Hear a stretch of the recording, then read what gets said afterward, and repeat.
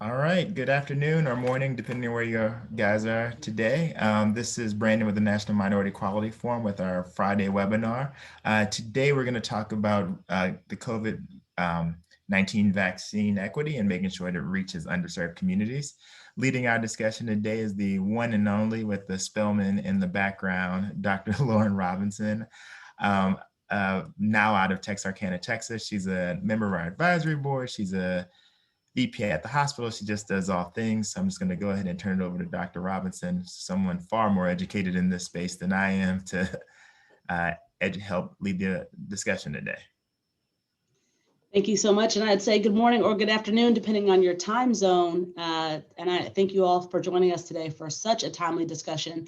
It seems like you can't open an email, a newspaper, or any social media outlet without there being some update on what is happening with the vaccine, whether that's in the world or in the United States. Today, we are gathered here with what I call the subject matter experts. I'm excited about this panel because we have an intersectoral relationship here. So if you think about what's going on with COVID-19, one thing, whether you are a member of the public, a healthcare provider, someone in the private sector, of the faith community and government, not one of us can do this without someone else or without another entity. So I think it's important for us to talk about what each sector is doing, what is being impactful, what we can learn from. I'm hoping we can learn about some promising practices here today. And so without further ado, I'm going to jump right in. I'm going to introduce our panelists and then I have some questions that I have for the panelists, and then I'm going to open it up to you all, our audience, to give us some of your questions, to hear from you. What are you seeing? What are you hearing? What questions do you have? And so I'm just so thankful so much to the National Minority Equality Forum this morning, and to Brandon for pulling us together. And so without further ado, I'll jump right in. I'm going to start with Dr. Rina Shah. So Dr. Shah is the Group Vice President of Pharmacy Operations and Services at Walgreens.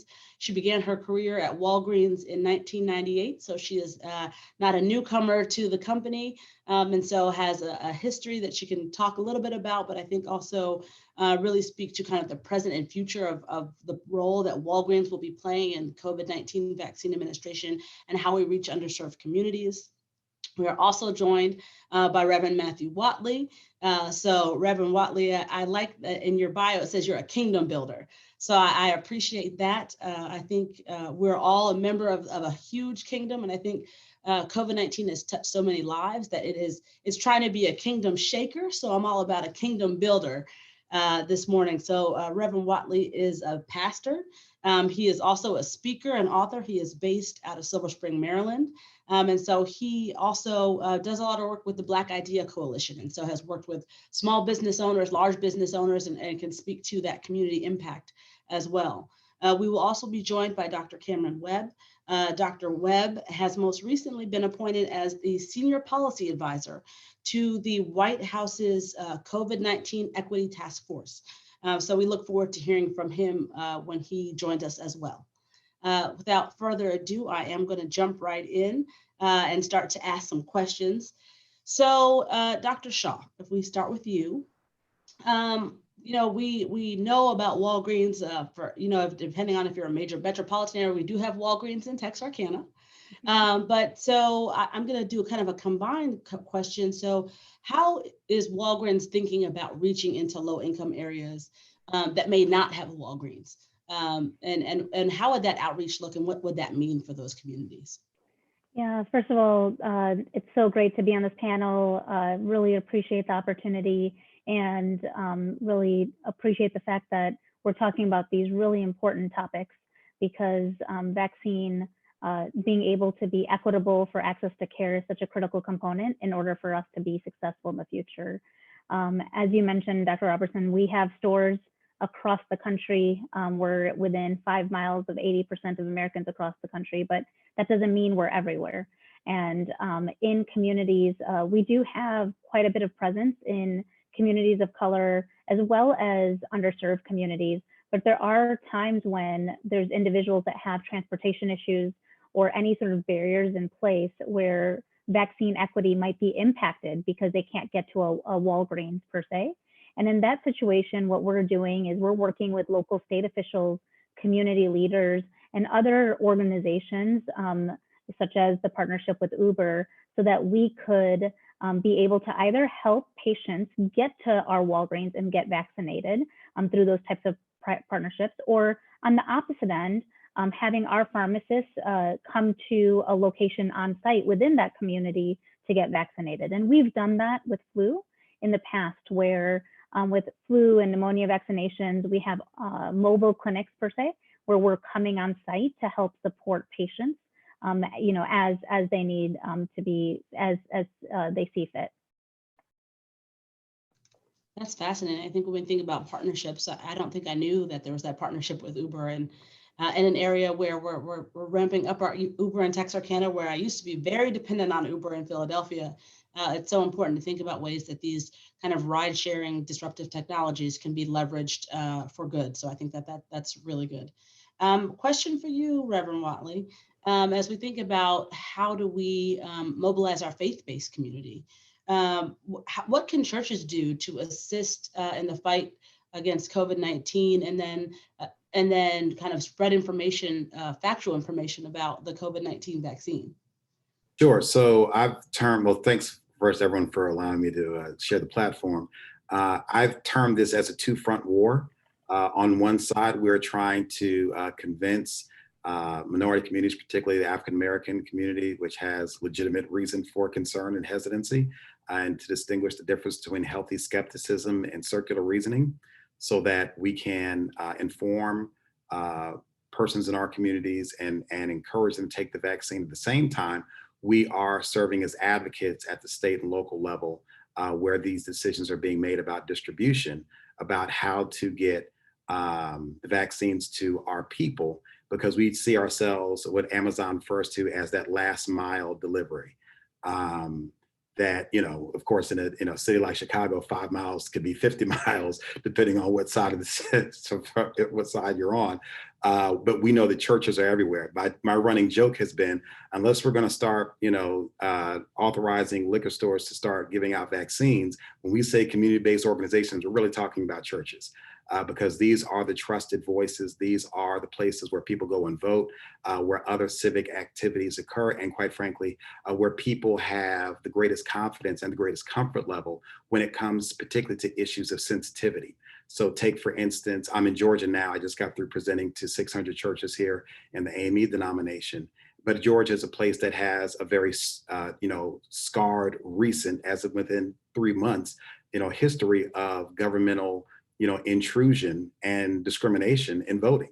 So now these are the same people that are going to be making decisions about where the vaccine distribution goes. And so empowering churches, not simply, well, maybe it's a three-front war, maybe it's education, it's also providing the vaccines themselves, but also serving as advocates to make sure that we are creating the partnerships with companies like Walgreens, but also holding our public leaders to account to make sure that the distribution map does not reflect the voting map. That's fascinating. I think it's so true, and I appreciate you speaking kind of to recent current events, and you see about like how just how a few months or a few weeks or a few days can flip things. We know how you know, 2020 was quite a year, and everyone was like, okay, 2020 is going to be this amazing golden gilded chocolate encrusted year. And then 2021 started out with its own degree of mayhem. And so, you know, we need to stay organizing and stay connected with our community organizations. We've been joined by Dr. Cameron Webb. Thank you so much for joining us, Dr. Webb. We did your introductions, but you can add more if you wish, but I did want to jump in with a question for you. Can you start off with, there's been so much news about vaccine, and every day I was saying that there's something about vaccine in the headlines, but there's also something about the Biden administration. So we're so excited to hear about kind of the new faces of leadership and the new initiatives.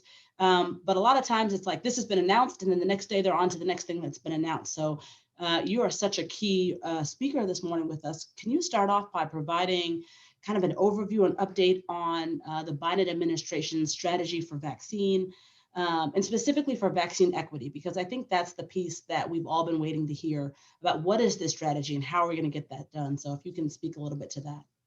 Absolutely. Well, first off, thanks for having me. Sorry I was a little bit late. Great to see you, Dr. Robinson, as always, and great to be joined by the other panelists as well.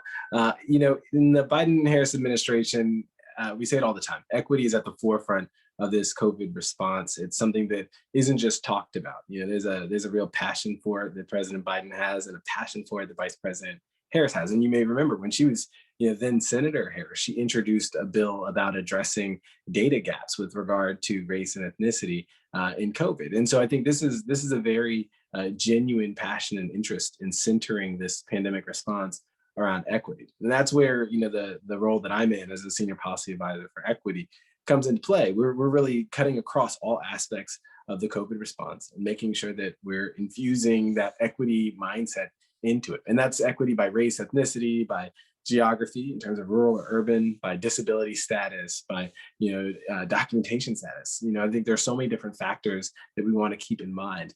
And so that's the first frame. But then you got to get to work, right? And so on January 20th, we had to hit the ground running. We knew that we were starting from behind. You know, we just had that, you know, that report that showed we're really behind in terms of vaccine equity. We've had so many reports, so much data that tells us we're behind in terms of gaps and outcomes. And so on the vaccine front, we really wanted to start by increasing venues for vaccination.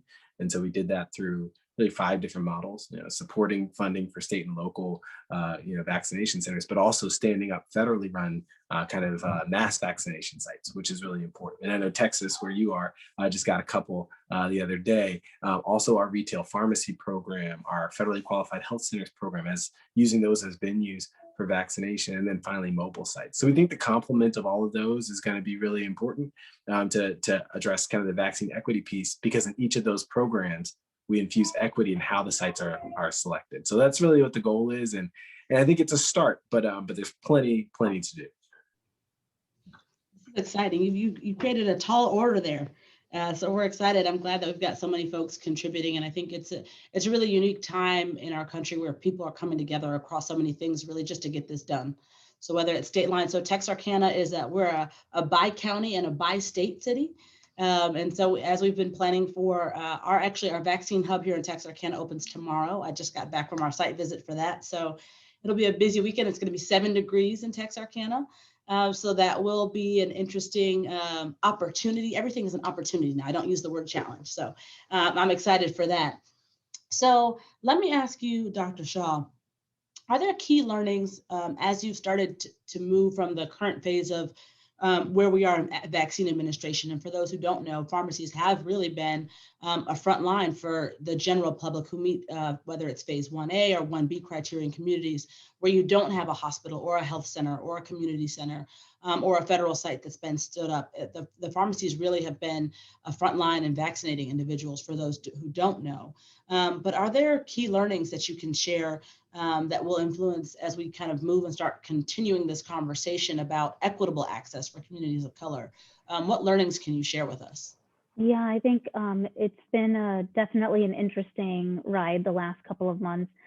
With our history with vaccinations, we always have seen that there's always folks that are, you know, there's hesitancy around vaccine, and then there's access to go ahead and address vaccine and make sure that there's equitable access. When COVID-19 hit, and when we actually started seeing what was happening, we realized that even prior to vaccine becoming available, our pharmacies were already seeing patients being impacted by COVID-19. Transportation, being able to afford their medications. So cost and transportation were one area where we knew that that was a barrier that we needed to learn from. And then the second was around education and information, and making sure that we were giving the right information at the right time. And as my fellow panelists have said earlier, we've centered our vaccine equity efforts into 3 criteria, primarily because of what we learned through the long-term care facility program. There were lots of staff members at the long-term care facility sites that were hesitant about getting the vaccine. They were hesitant about the science around it, not being the first ones to actually get the vaccine, wanting to see the side effect profile, and ultimately to instill trust you need to have trust in the system in order for you to feel confident to be able to get vaccinated. And so once we learned that in the first couple of weeks, we quickly pivoted our approach and expanded our vaccine equity efforts. And so the first thing we're doing is education and information. We have 27,000 pharmacists across the country that are embedded in communities. They're trusted individuals that live in the same communities many of the time. So we've armed them with information, not only what the CDC has provided, but then also just additional information around vaccine hesitancy and what actually creates that response, because of the fact that COVID-19 was built so the vaccine was created relatively fast compared to others, and trying to explain the science behind that. So that was one piece of it. The second piece we learned is making sure that we enabled access to care. So just forcing everyone to come to a store is not going to be the solution. We have to be in communities. And so, as the Reverend said, we actually are working with community centers, church organizations, ways that we can get the message out that we will do both. We will not only have our in-store services, but we'll also be able to manage through our partnerships and being able to leverage that to help support that. So those are the two learnings that we've had. We're continuing to learn every day as we stand, and so that we can to build upon the playbook that we're implementing. Our biggest hurdle is there's not enough vaccine. So once we get more vaccine, we'll be able to do much more, but we are relatively limited at this point for what we can help support.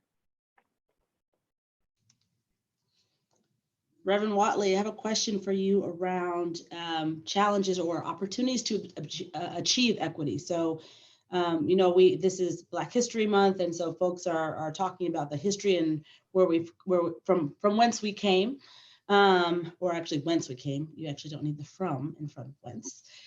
So when we talk about our history, and we know that there is this history of distrust, I think history doesn't necessarily mean historical, right? So our present moment can still be history. And so we know that there's still a continued, there's distrust and mistrust of the healthcare field in general.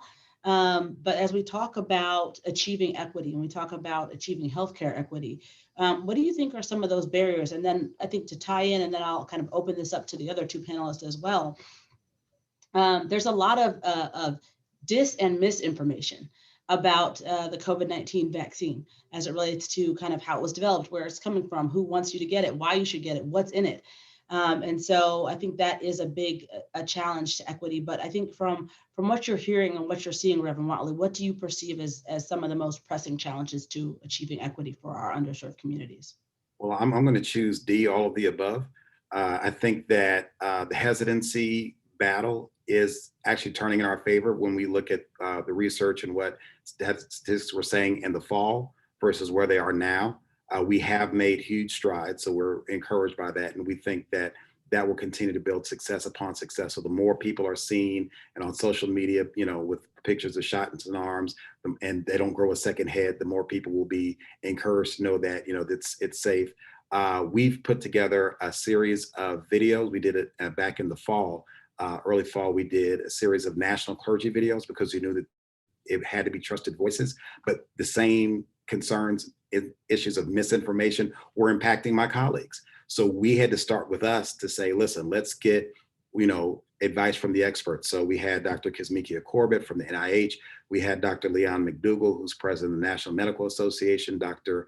Wayne Frederick, who's president of Howard University, my alma mater, as well as a practicing surgeon, as well as some folks from the pharma industry, to just speak plainly about the science so that people could understand and get their minds around how there are 24 viral categories, and these things have been studied for years. And that's why we're able to pull the trigger on the vaccine so quickly, and how mRNA is actually a very great platform. So I don't have a medical, I have several degrees, but none of them are medical. And so, I've become acquainted, as well as my colleagues. And now I can tell you that there are churches all around the country who are ready to help, with the next step of distribution and administration of the vaccines. I think the other thing is that churches have to be seen as a full partner. So the conversations that I've had, I'm in Maryland, I'm based in Maryland, the conversations around vaccines, but not about funding for the churches. But we have to provide security, we have to provide cleaning, we have to provide staff so that these people can be marshaled and managed. We have to take care of utilities. And so I asked the question to the leadership of the state, hey, what's going on with the funding, for these end users? And there was utter silence. And so it's clear, it's not a critique, but it's just a recognition that we're clearly building it as we drive. And so we want to, be partners in that, but it's important to recognize that the churches really are, at least for the African-American community, sort of the whole ball game in terms of being respected, trusted sources who actually have physical footprints where people can come and receive vaccinations. So one of the live questions, and this is something that I have as a passion, is around questions of ableism. So I think one of the things one of the things about equity is really also about mindfulness and hearing the things that are not being said and seeing who's not in the room. And so I think, the first thought is like, okay, let's get the vaccine out there. And once we have it out there, once we have these clinics, we'll be able to vaccinate all of these folks. And then we can say, oh, we've got these underserved communities that we must serve. How do we make sure that we're doing that? But I think then you get to, and I think this also speaks to issues of privilege, right? So transportation, access to transportation is a privilege. And so as we talk about ableism, which we have a great question about, is the states are making decisions on how vaccine is kind of shipped out across states and how it's administered and who qualifies even. So I was interested to see the recommendations from the federal government about how we should approach this in a phased approach, and it made sense from a public health standpoint. And then the state of Texas said, well, actually, we think that we're going to start with 65. We're not, that's our age. And we've also decided that phase 1B is anyone with a BMI of greater than 30 and these underlying conditions. And then the list of conditions is like pretty much everyone in Texas could get a vaccine right now. And so, the vaccine arrived at the hospital. We're setting up these clinics and it's great. We're doing ours at a fitness center on our campus that had been closed. So we are glad that we have a physical space.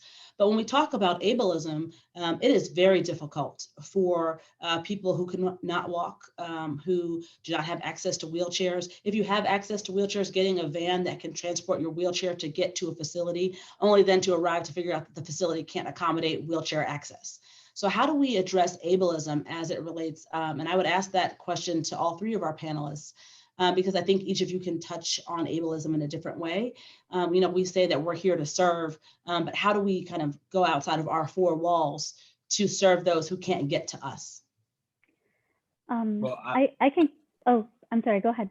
Yeah, well, I'll just start by saying you got to have those voices at the table. They really have to be in spaces to drive decision making. And I think that so often we forget all of the different elements of who needs to be involved in decision making. But this is one of those moments where, the disability community in particular has a particular stake in the way that this plays out. And this runs everything from the design of our vaccination sites to the way that we're supporting home and community-based services, right? And I think that the HCBS component can't be left behind, can't be left out of the conversation. We have to support those people who are working in those spaces, the ability for individuals to stay at home because we know what happens in nursing facilities and we know the risk that comes there. So that it really, you have to have design that takes into account the disability community and that's centered around their voices. And I think that's the way that this starts. And you're able to see a lot of the blind spots that have been the reasons why we've missed the mark on this historically. But we're missing the mark, just to be frank, we're missing the mark right now in this pandemic. And I think that our best path forward is, again, to center those voices. Yeah, to build on that, because that's spot on. In order for us to figure out solutions, we need everyone at the table to speak about what are the gaps of today and what are the biggest gaps so we can help solve for that. I know I very quickly touched on the partnership that we established with Uber, but what we realized is, as a pharmacy, we're great at being able to provide immunizations. We're great at being able to figure out supply chain and logistics and all of those components, but we're not a one-stop shop for everything. And that's where partnership is really critical across the board, partnership on education and partnership on solutions. And so what we had done was we identified that transportation was such a big issue across the board to get people to the right location, hence the partnership with Uber, so that they could, when an appointment is scheduled for the individual, they would then get notified that they're eligible for, or they can go ahead and suggest a ride or schedule a ride with Uber to come and go to the facility. Now, all of our locations are ADA accommodating. We have that set up, but at the same time, we don't have to be strictly confined to our locations. That's where our partnerships in the community and at community centers, at gymnasiums, at other locations, where we could actually have clinics at those locations with our pharmacists and have individuals come there that's closer to those patients. And then the second piece is around making sure that they have equitable access to expertise. And so having their local pharmacist, having their local community leader, giving them that information of where to go, because getting information is sometimes the hardest part. You might have a ton of solutions out there, but if that person doesn't know where to go, it's really difficult how to navigate that. And so leveraging our pharmacy base as that navigator role has been critical, so we can help those that know that, you know what, I might not be the solution, but here is a solution that could help you get to that end answer. So we've been working towards that, and the partnerships that we've been able to establish locally as well as nationally have been able to give a good combination of how we can help solve for that. And I just add that, we have relationships with our community. So what we've already had is we're partnering with a hospital that's local who said, listen, we know that you know who we need to reach. And that includes our disabled community, but it also includes seniors who may not be tech savvy and are able to navigate the wealth of websites where you're supposed to register. Because it's sort of the Hunger Games right now, at least in Maryland, as it relates to finding vaccines. The advice that we're getting from state and local is sign up everywhere you can, and whoever calls your number first is great.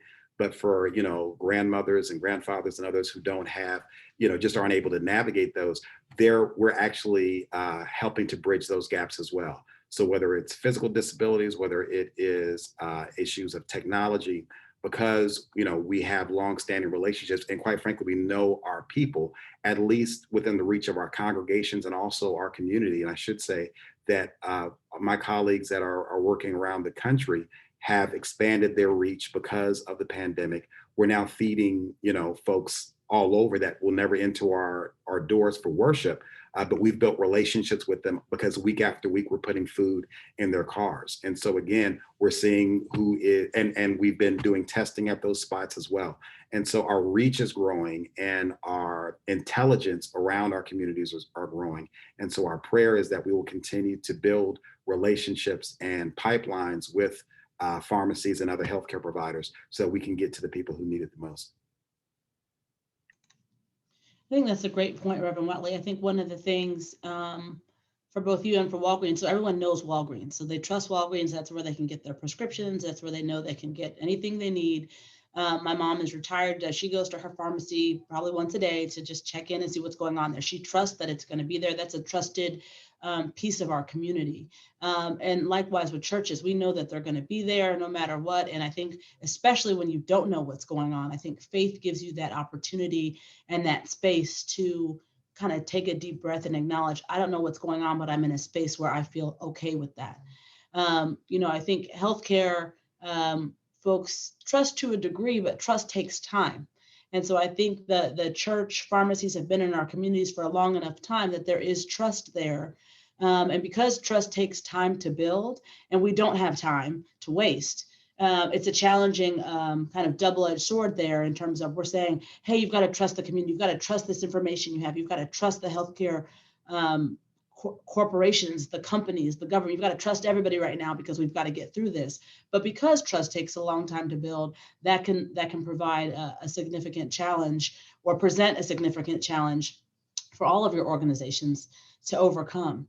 I think some of the other information is that as our information on COVID-19 continues to evolve, sometimes that contributes to other trust issues. So folks say, okay, I'm going to get this vaccine and then I'm immune. And then there's the headline that's like, well, we don't know how long the immunity is going to last, or you may need a booster, or now it's Wednesday and there's a variant out of somewhere that we need to talk about, and we're not sure what that's going to mean. And so I think some of that makes people feel a little bit confused. And I think specifically about the vaccines that are currently approved, there are a series of vaccines or a series dose. So you have to get 2 doses. So for the Pfizer vaccine, you have to get a booster dose in 21 days.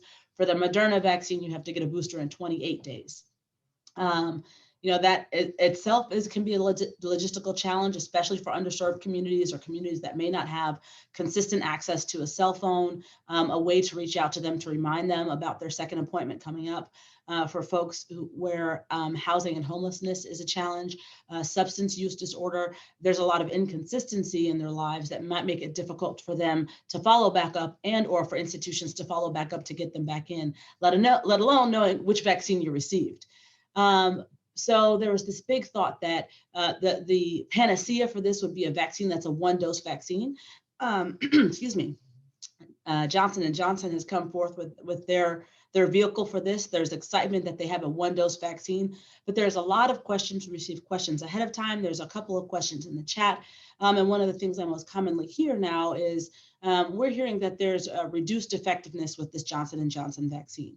So as this is continued to be seen as this panacea or this answer for underserved communities, because you can get all of these folks who you think are, some people are calling them vaccine resistant or difficult patients, or folks that you would want to get in a one and done.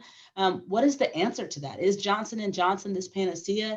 Does it make sense if it's not as efficacious as the other 2 vaccines that we promote this in underserved communities? What are you all's thoughts on that? Well, I always start with just what is an effective vaccine, and I think that you've got to frame this the right way. I think that through this pandemic, we've watched a lot of different entities become experts on vaccines, sometimes to the detriment of our communities. And so, if you go back to October, November, and you said what's going to be an effective vaccine for COVID, you would say somewhere between 60-70% efficacy. I'm good with that. The flu shot's usually less than 50% efficacy. I can roll with a COVID vaccine that has that kind of efficacy. But then Pfizer came out throwing haymakers, 95% efficacy. Then Moderna was like, I'll see your 95, here's 94. And suddenly that becomes the standard bearer for what a COVID vaccine should do. We're really excited that we've got vaccines that are that efficacious. But here's what we need to focus on. Effective at what? Right? If our focus is always on preventing death and preventing severe COVID, then yes, those vaccines do it well. And the Johnson & Johnson vaccine also does it really well. And you can look at the trials and you can see exactly that. All 3 of those vaccines are really good at preventing death, are really good at preventing severe COVID. And then if you look at the guidelines that have been put forth by the national academies and also by the Advisory Committee for Immunization Practices, in both instances, they say we are grounding our prioritization in preventing death. And so, again, we got to reframe that. We can't let, Monday morning, vaccine experts tell us what a good vaccine is. Now, that being said, people are still going to see 94, 95%, compare it to the lower rates from Johnson & Johnson and say, well, I want the better of the 2. Well, let's keep in mind, in some spaces, a vaccine is better than no vaccine, certainly. And especially if that a vaccine keeps you from dying. That's huge. That is actually the goal. And so, I'm kind of speaking out of pocket because I know that this vaccine has not received emergency use authorization yet, right? So we'll see exactly what the experts at the FDA say about this. We'll see what guidance the Advisory Committee for Immunization Practices at the CDC gives for this particular vaccine. But there is a place for the Johnson & Johnson vaccine, and it's not going to be, this is the leftovers we're going to give to communities of color. No, this is going to be something that really extends our capacity, helps get us to herd immunity, helps save lives. Johnson & Johnson's vaccine is going to be a key part of this equation.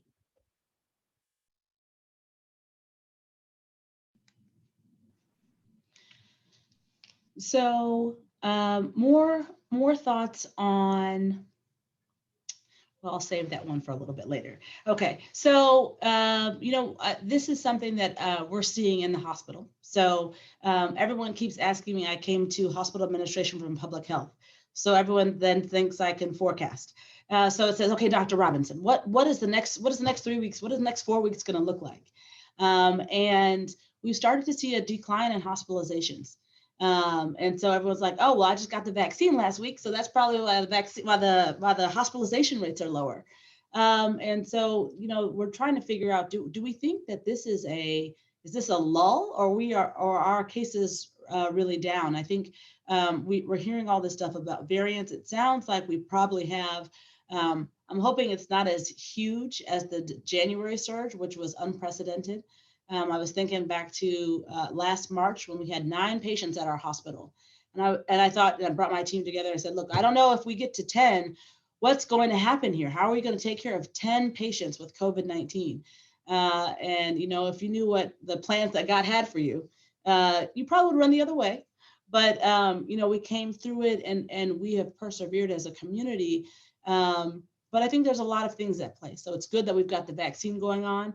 But let's talk a little bit about COVID fatigue. And so how do you keep people engaged a year into this COVID-19 response? Knock on wood, I'm hoping we're not saying 2 years into this response next winter.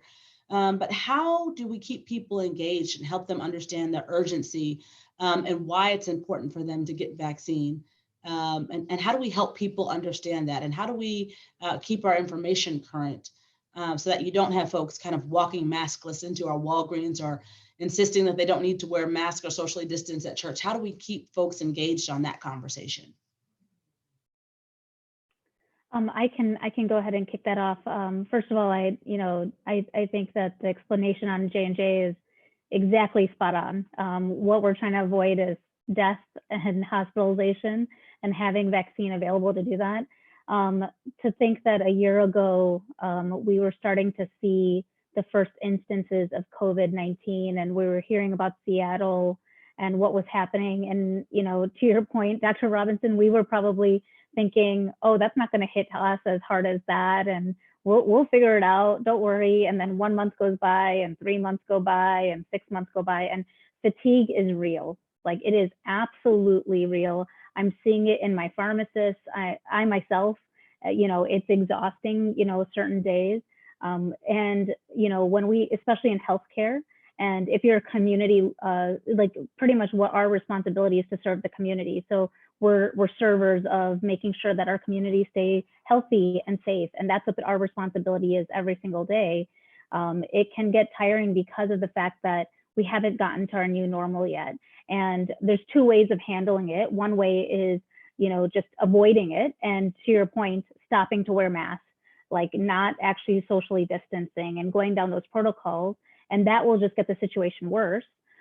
Or we can embrace the fact that we have a vaccine that's around the corner, and it's really around patience and making sure that we're patient. As we get more vaccine inventory, we can then just go down the path.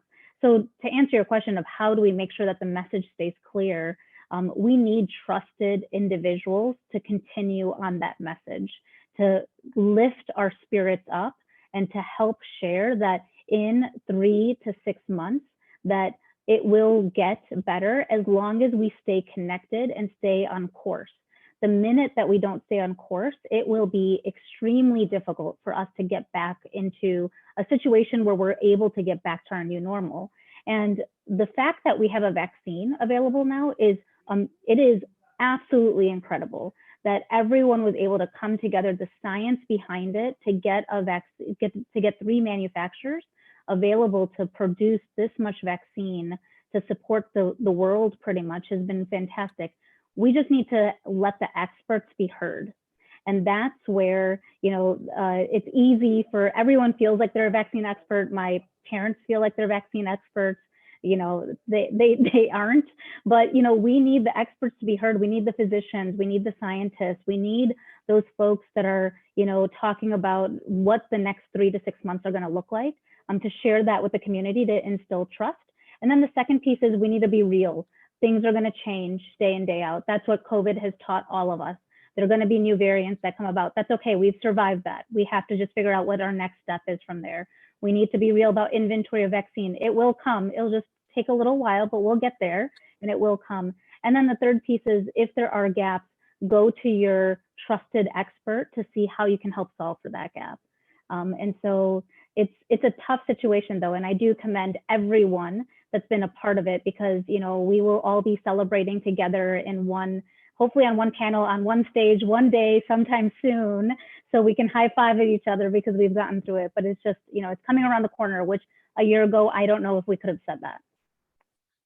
And just to bring that to an even finer point, there's a phrase that says there's no bad weather, just inappropriate clothing. And the concept is basically to move away from strategic planning and trying to get into a strategic preparedness mindset, where you have any number of fast moving, changing variables, and your desire for normalcy, because normalcy brings comfort, has to be assuaged with the reality that it's just not going to happen anytime soon.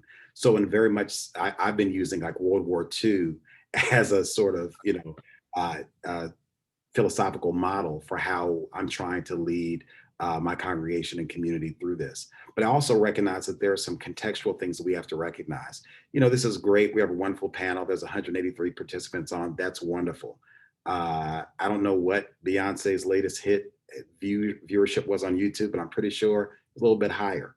So while we have trusted voices and experts, we need to have people with platform to be accountable. And I'm not calling out Beyonce alone. So Beehive, please don't come for me. But I am saying that for people who have billions of views on social media and hundreds of millions of followers, that platform comes with a responsibility.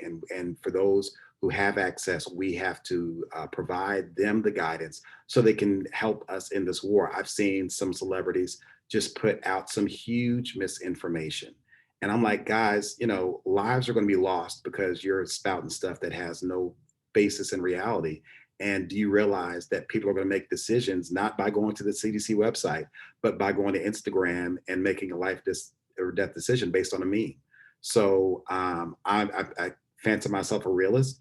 I think that, those are opportunities that we have to take, but I also think come summertime, folks are coming out. That's why I want to work as hard as I can and get as many shots in arms between now and the break of the weather, because it will be over a year that folks have been in and they're coming out. They're going to risk it all. And my goal is to try to get as many shots in arms before that happens, because I think that human nature is what it is. And it's going to be really hard to try to rein folks back in because of the fatigue. So I think you are spot on, Reverend Watley. I think folks are coming out. People are planning. You're already seeing the beginning of it. I too am an HBCU alum. There's a little blue flag back here for Spelman College, my alma mater. Our homecoming is in October, and we have been in conversation since last October about next October, what we're going to do when we will be in person. And so folks are, planning for weeks, months, and years ahead just to recover from this year on the inside. And then at the same time, you've got folks who are scared. I have people we're so excited to offer this clinic here, but I have folks who said, I haven't left my house since last February.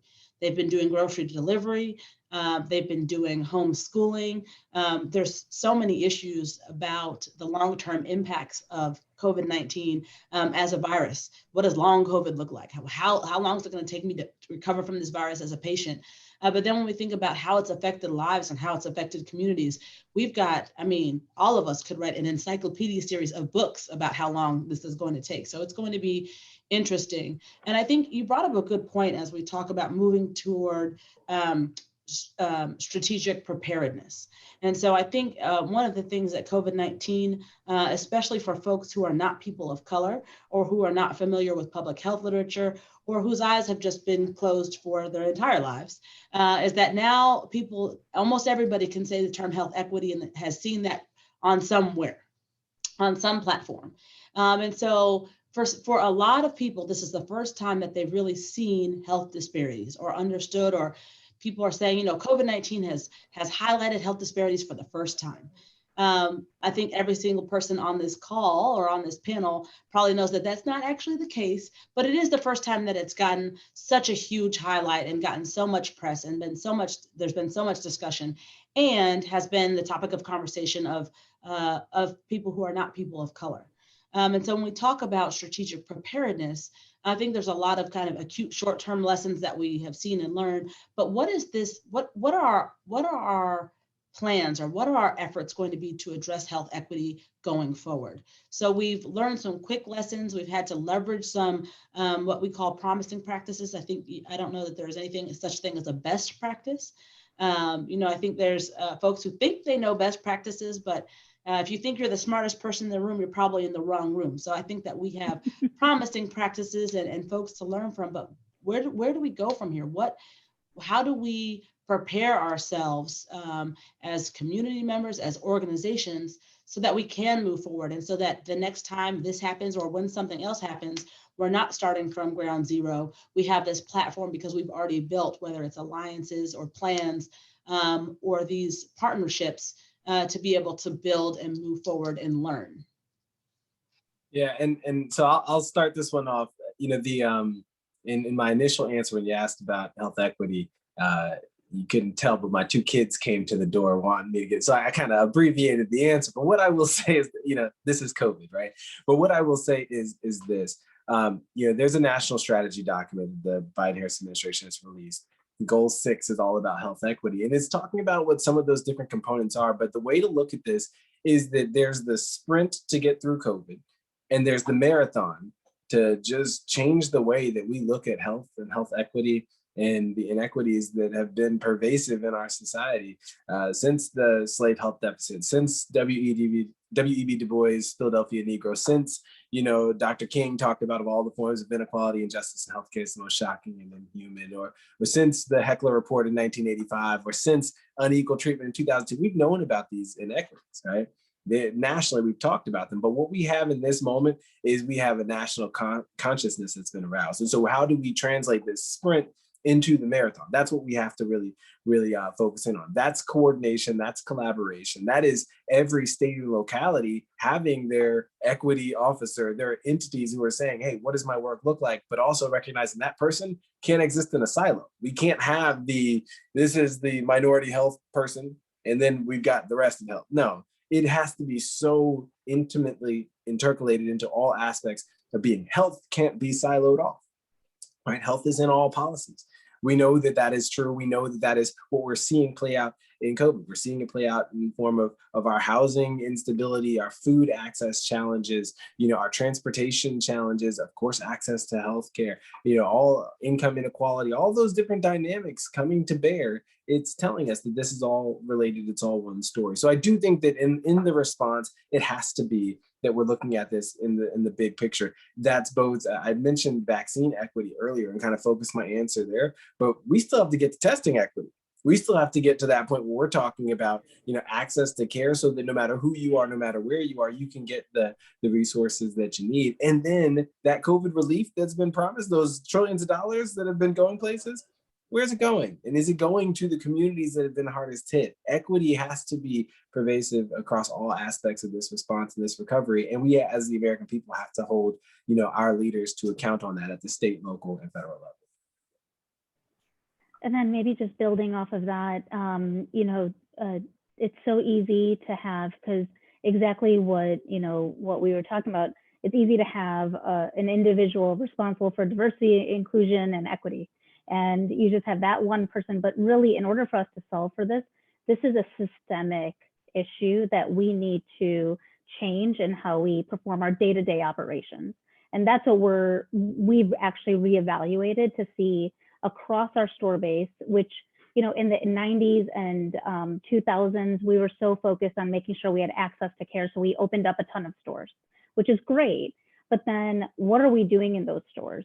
How are we making sure that those pharmacists are engaged in solving for barriers that are in place? So over the last, I would say, year, what we've started looking at is where is the inequity of even our existing programs that we're offering, and how do we take a customer back approach instead of one size fit all, let's go ahead and roll it out and then hope that the customer figures it out, which won't solve for our long-term health outcomes of what we're trying to solve, like ultimately get to. And so we've piloted a couple of programs on the south and west side of Chicago that have become very much more focused on the customer, taking a customer back approach. And we've already seen higher adherence levels, higher immunization rates, because it's primarily the approach we're doing to solve for the barriers that were there. Maybe transportation, maybe cost, maybe navigation, and having the team members that are at those stores given the tools to solve for what they're hearing from their customers. So it's been great. We're looking to see, again, it's not a best practice. I love that. It's a directional way. We're gonna see what we learn from that and expand that, but it is systemic in what we're needing to do to able to solve for that.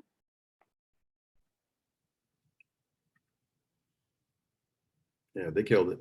I got nothing.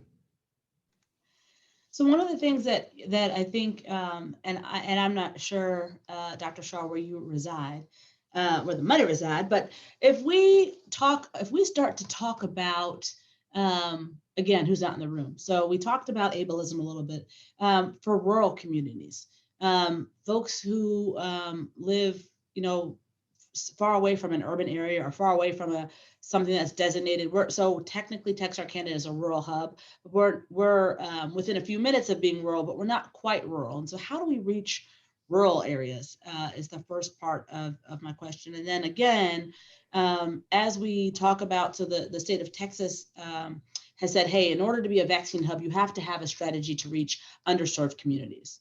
That said, then there are all these ideas about how important it is that you have this pre-registration process.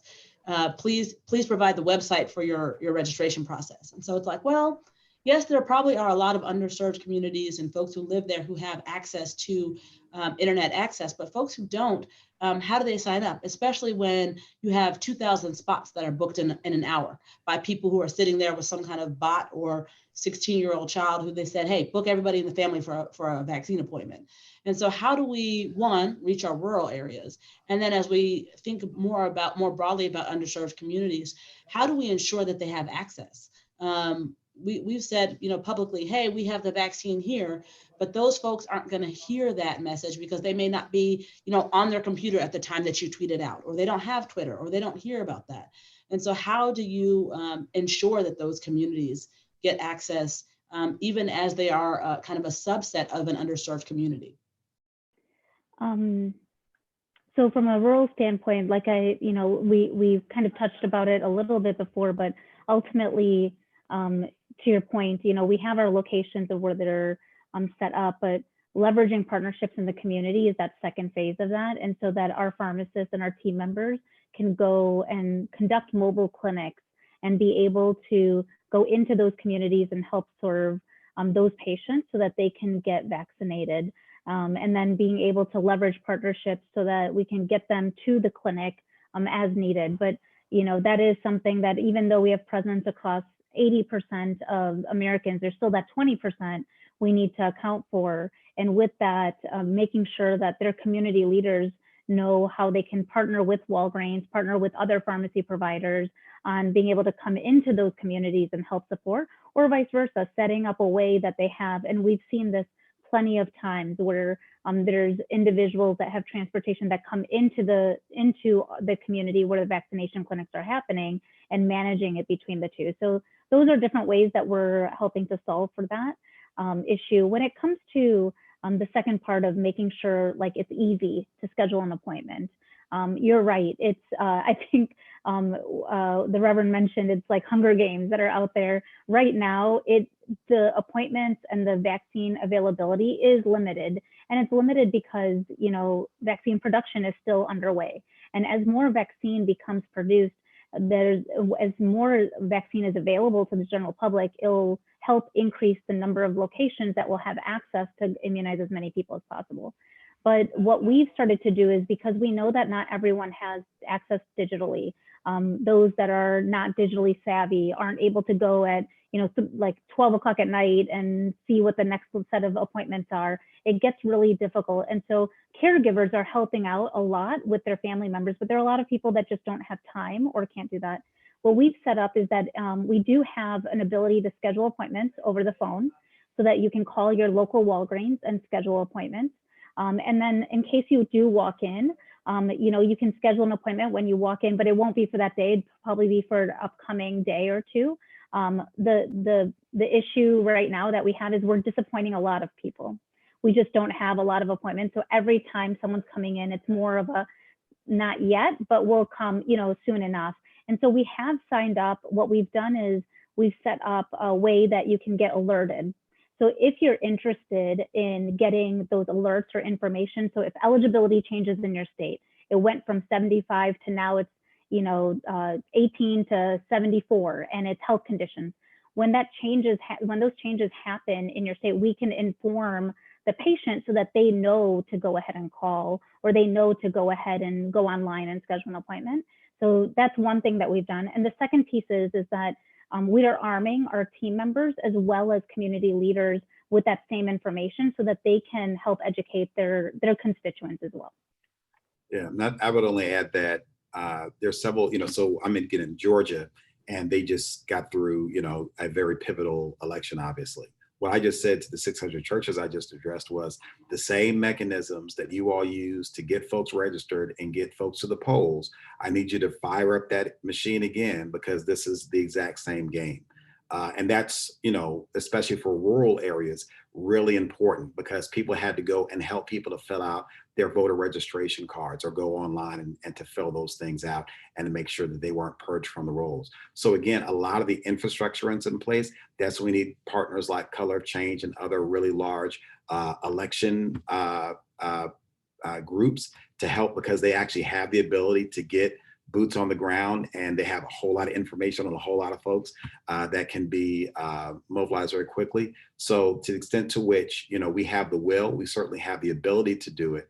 But I do think, again, that I just can't say it enough. Churches are in rural, we're in urban, we know the people, but we have to have the support. And I've yet to hear any program, you know, we're talking with the Biden-Harris administration through the Black Coalition Against COVID. So thankfully, we have had great conversations with CDC. I just heard that FEMA might also have a tranche, but that the goal is to make sure that, you know, those funds can flow freely to churches. So my colleagues are not in the ability to fill out a 20-page, you know, grant application and wait for those funds to come. It really has to be a streamlined process of, this is your square footage, this is your capacity, you meet ADA, you're, you know, expected to meet these number of persons, you can be measured on that, we can trust your results. But we can't try to, again, my going analogy is, this is MASH, this is not ER. Now, for the young people, you may not get that illustration, but basically it may not always be pretty, but if we're saving lives, ultimately that's the goal. I appreciate that. Dr. Webb, I'll turn it over to you for a final comment on this. I was just going to say, Reverend Watley, let's talk. Yeah, I talked to Deborah Fraser-House yesterday. We're going to keep this conversation going. You know, your ears are probably ringing because we were talking to the Black Coalition Against COVID. We're trying to figure out how to get you just that. I think that's exactly what responsive government is. It's recognizing what these vehicles are. It's recognizing that the church is a trusted messenger with a trusted message, and it is a vehicle for change. And that's exactly what we need in moments like this. And so all the ears of pastors across America must have been ringing for the last couple of weeks, because we definitely, it's a big part of the plan. And after this, let's trade information. We'll talk. Brandon, I'll turn it back over to you to close us out.